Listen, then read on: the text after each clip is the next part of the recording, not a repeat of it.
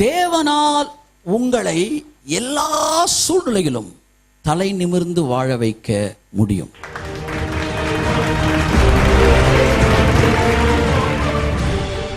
ரொம்ப ஜாக்கிரதையா இருக்கணும் பிரதர் அப்படின்னாலே அந்த ஆள்கிட்ட ரொம்ப ஜாக்கிரதையா இருக்கணும். நீங்க இந்த ஜாக்கிரதைன்றதுக்கு பின்னாடி ஒரு பெரிய பயத்தின் ஆவி இருக்கு. ஒரு சிலர் இந்த ஆவியை பரப்புறதே அவங்க வேலை.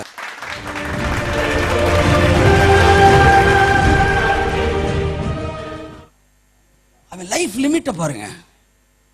நீங்க என்னைக்கு இந்த உலகத்தில் இருக்கிற தோத்து போன பெந்தேகோஸ்தேக்காரனை பார்த்துக்கிட்டே இருக்கீங்களோ நீங்க மேல வரவே முடியாதுங்க.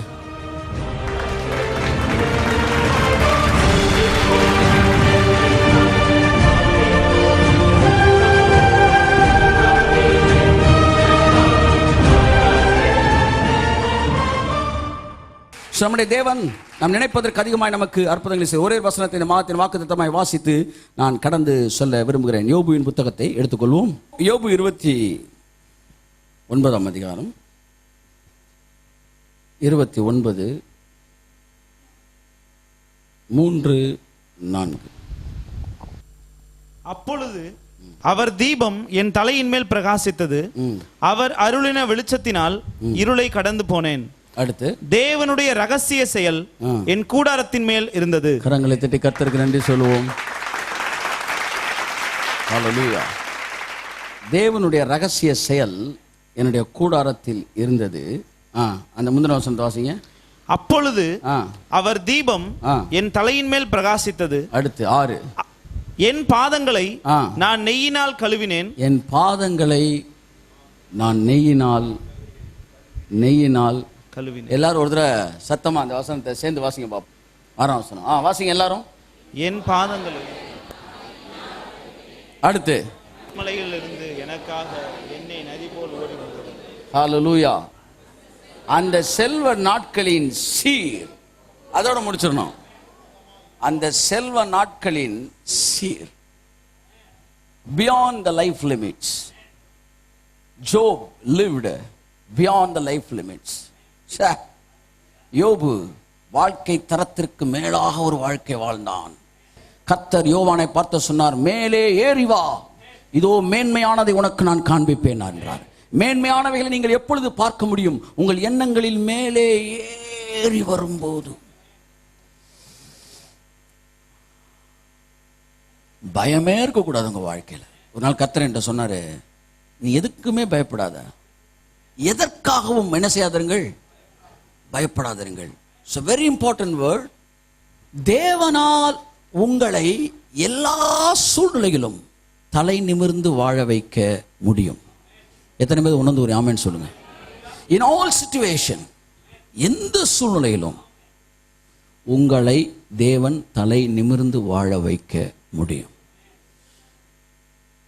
என் தலை கவிழத்தக்கதான சூழ்நிலைகள் நடந்துருமோ, என் தலை கவிழத்தக்கதான காரியங்கள் நடந்துருமோ, பலவீனமானவர்கள் என்னை சுற்றி இருக்கும்போது பிசாசு அவர்களை எடுத்து பயன்படுத்தி விடுவானோ என்கிற பயத்திலே நீங்கள் நினைக்க வேண்டிய அவசியமே கிடையாது. எதிரிகளின் திட்டங்கள் இப்படி இருக்குமோ, மற்றவர்கள் பொறாமைகள் இந்த கிரியை செஞ்சிருமோ, இல்லை புரிந்து கொள்ளாதவர்களின் காரியங்கள் இப்படி செய்து விடுமோ, அல்லது என்னுடைய தொழிலுக்கு எதிரானவர்கள் இதை செய்து விடுவார்களோ, மறுபடியும் நான் இந்த நிலைமைக்கு வருவனோ, அந்த நிலைமைக்கு வருவனோ, என்னுடைய தொழில் இந்த நிலைமைக்கு வந்துடுமோ, மறுபடியும் என்னுடைய வாழ்க்கையில விட்டு போன பழக்க வழக்கங்கள் வந்து விடுமோ என்று எதை குறித்தும் உங்கள் எதிர்காலத்தை குறித்து நிகழ்காலத்தை குறித்து நீங்கள் பயப்பட வேண்டிய அவசியமே இல்லை.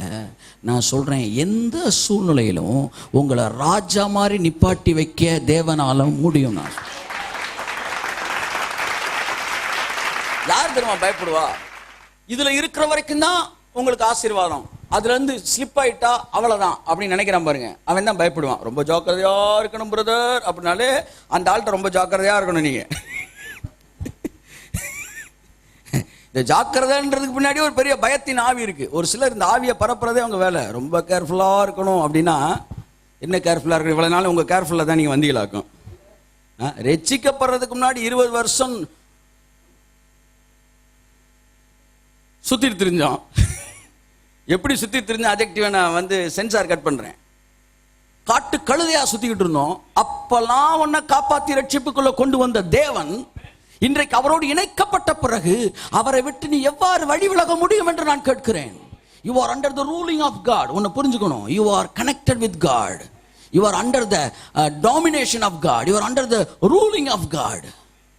நீங்கள் பாவத்திலிருந்து விடுதலை ஆகி நீதிக்கு, சத்தமா சொல்லுங்க, நீதிக்கு, நீதிக்கு, சத்தமா சொல்லுங்க, நீதிக்கு அடிமைகளானீர்கள்.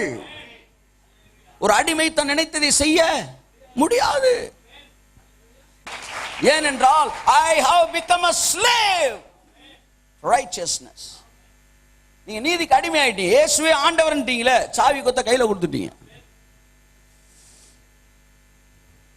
அதுக்கப்புறம் அவர் தான் எல்லாம். எப்படினாலும் உங்களை அவரை கொண்டு போயிருவார். அவர் கையிலிருந்து ஒருவனும் உங்களை பறிச்சுக்க முடியாது. ஆமென் சொல்லுங்க. என் பாதங்களை நெய்யினால் கழுவினேன். Can you imagine it? சில ஆயிரங்களுக்கும் லட்சங்களுக்கும் ஜெபிச்சுக்கிட்டு இருக்க உங்கள் மனது இயேசுவின் நாமத்தில் திறக்கப்படட்டும். மே மாசம் 1ஆம் தேதி நான் சொல்றேன், இது உழைப்பவர்கள் தினம் அல்ல, இது உழைத்தவரின் தினம். அது என் பாதங்களை நான் நெய்யினால் கழுவினேன். யோபோட லைஃப் ஸ்டைல பாருங்க. he was a billionaire. என் கேள்வி, பரிசுத்தவான்கள்லாம், பணக்காரங்கெல்லாம் பரிசுத்தவான்களா இருக்க மாட்டாங்கன்னு சொல்றோம். யார் இங்க இருக்கீங்களா? உங்க மனசை மாத்திக்காங்க. the richest person பூமியில கீழ் தேசத்துல இவனை மாதிரி பில்லியனர் எவனும் கிடையாதான். the only richest person is Job. பெரிய பணக்காரனா, 3000 ஒட்டகம் இருந்துச்சான். ஐயோ, இந்த ஏரியாவே விலைக்கு வாங்கினா 3000 ஒட்டகத்தை நிப்பாட்ட முடியும். எவ்வளவு இருந்துச்சு தெரியுமா? அன்னைக்கு ஒட்டகம்ன்றது டிராவலிங்க்கு பயன்படுத்தப்பட்டது. ஒரு டிராவலிங்க்கு இன்னைக்கு கார் வாங்குற மாதிரி இன்னைக்கு ஒரு ஒட்டகம். நான் கேட்கிறேன், உங்க வீட்டில் எத்தனை கார் நிற்கும்? 3000 நின்று அப்படி இருக்கும். அப்படியே நிக்குது. பல விஷயத்துக்கு பயன்படுது ஒட்டகம். ஆடு, மாடு, வேலைக்காரங்களாம் ஃபேக்டரியை வச்சு நடத்துற மாதிரி. Richest person. Can you imagine it? நீங்கள் எதை நினைக்கிறீர்களோ அதாகத்தான் மாறுகிறீர்கள். பணக்காரர்கள் நீதிமான்களாக இருக்க முடியாது என்கிற மனதை மாற்றிக்கொள்ளுங்கள். உலகத்தில் சிறந்த பணக்காரன் ஒருவன், அவனை பார்த்து பிதா சொன்னாரு, அவனை போல உத்தமனும் சன்மார்க்கனும் ஒருவனும் பூமியில் இல்லடான்னாரு. சோ பணக்காரனா இருப்பது நீதிமானா இருப்பதற்கு ஒரு தடை அல்ல. பெரிய பெரிய பணக்காரன் பேரெல்லாம் சொல்றேன், பெரிய பெரிய நீதிமான்கள் பேரை சொல்றேன், அவங்க எல்லாம் பணக்காரங்க.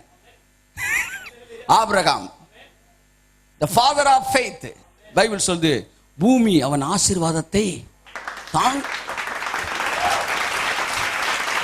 இந்த மாசம் ப்ராஸ்பரிட்டி ஸ்ட்ரீம், ப்ராஸ்பரிட்டி ஃப்ளோ உங்க வாழ்க்கைக்குள்ள நதியா பாயட்டும், பாயட்டும், பாயட்டும், பாயட்டும். ஆமென், இயேசுவின் நாமத்தினால. என் அன்புக்குரியவர்களே, லிவிங் பியாண்ட் லைஃப் லிமிட்ஸ், வாழ வேண்டிய வாழ்க்கை கோட்டிற்கு மேலாக வாழ்ந்து கொண்டிருந்தான். அவன் லைஃப் லிமிட்டை பாருங்க.